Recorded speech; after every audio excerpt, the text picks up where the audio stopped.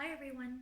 So I wanted to give you a little bit of an update on my online virtual learning journey. One of the things that I always like to include in my courses is a guest speaker, mainly to give a break from hearing my voice and the monotony of my voice over and over again.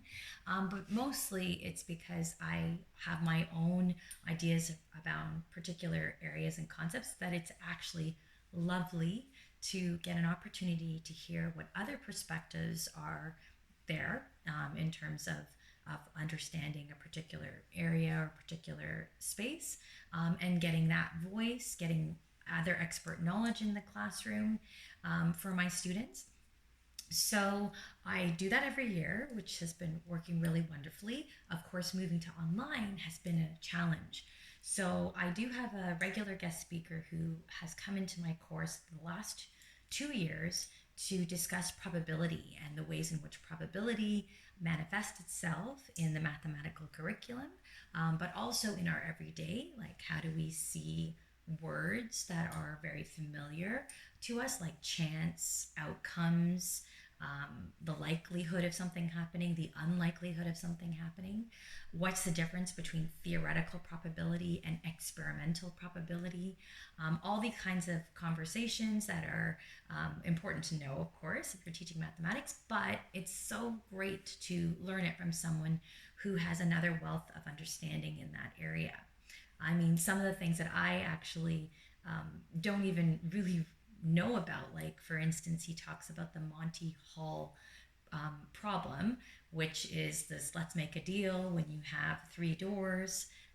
And you choose the door that you think is going to have the most amazing prize, and of course, the other two doors have really crappy prizes.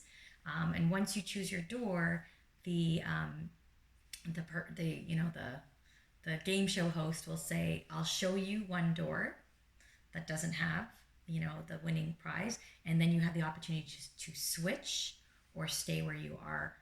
And of course, mathematically, you could always switch and know that you would win two times more chances. There's two times more chances out of the three of winning if you do a switch.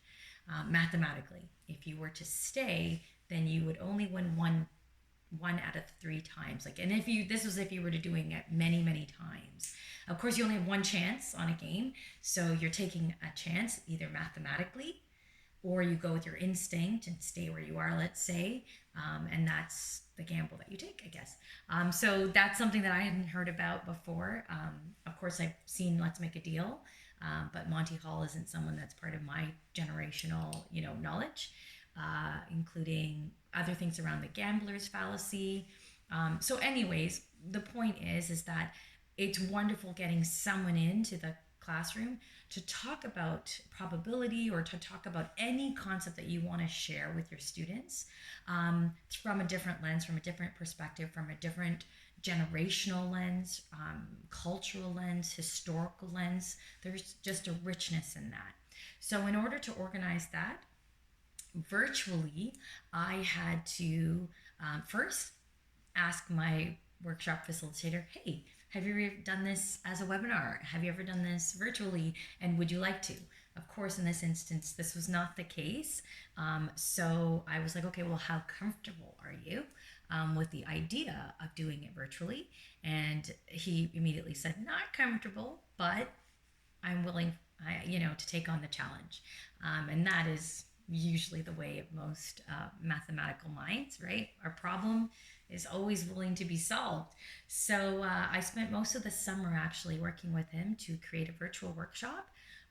We met several times to take what he had, normally done in person and redo it for virtually.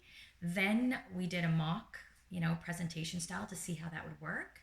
Of course, with his particular workshop, doing hands-on activities was really important. So how are we going to create that?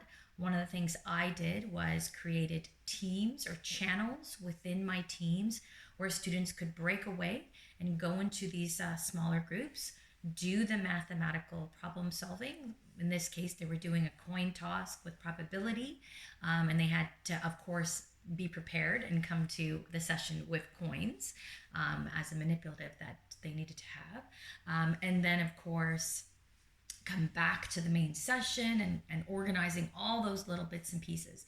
So the facilitation of a virtual workshop that is very hands-on, requires a lot of background thinking, a lot of in-depth decision making in terms of what to include and what not to include as well. Of course, in the regular workshop, we included like 3 or 4 activities. In this workshop, we aimed to include 2, and we barely got through 1. And this was our first run of the workshop with the live students. I am running it again on Friday, so let's see, how our pace is and what else we might change to fit in all the activities that we had hoped. But I just wanted to send a message or a little bit of conversation with you guys, thinking about how we might invite our workshop facilitators that might have been doing this for us in the past in person, how we might invite them into our online courses, what that might look like, and also what that looks like for you. Because of course, in the past, for me, inviting a workshop facilitator literally required booking them in and them coming in and just showing up and doing these wonderful things. But virtually, it required a little bit more work on my part in terms of helping and guiding that particular workshop facilitator, especially if they have never done this virtually before. Setting up the classroom online system that we were using, because of course we're inviting them to use the system that we're using within our courses. For me, it's Teams. If I was using Zooms, again, I'm inviting them in to use the Zoom. And of course, there's lots of other learning management systems, so we have to think about that. So I have to set that up, set up the groups, figuring out breakout rooms, all this, stuff.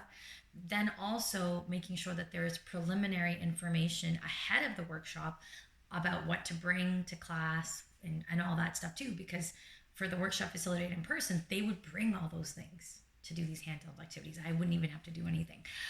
So there's a lot of background. So I wanted to point that out. And if you guys would like to hear more about that kind of facilitation and how it improved along the way, just let me know. Otherwise, it was a wonderful experience. I was happy that I did that for 2 reasons. I was happy that my students got that, other fresh lens to look at mathematical problem solving and thinking. But secondly, I was really excited to see my colleague, do something out of their comfort zone and that I could assist them with that. I'm by no means am a online virtual, learner guru or anything like that. But, I've learned a few things along the way, and it was great to coach and help guide this presentation and this workshop for them, so that way they can create something that was really, really wonderful. And it was even in our mock me saying, hey, why don't you move a little bit to the right so that the light is hitting you in just the right space? Because even that makes the difference, especially when he was sharing, a whiteboard with, numbers that he literally was adding in his mind. Like the mental math was just incredible. And we want to capture that kind of moment, right? Because that's the awe for my students as well. I wanted them to see that. So how do we make sure that that's even captured? And that really was dependent on the lighting and being able to see that. So those kinds of tips and tricks were what I was able to share. So that's it. I just wanted to talk a little bit about online workshops and how the course instructor or prof has to facilitate that to some degree, which is very, very, which is not as much facilitation as if it were in person. All the best, and we'll talk soon.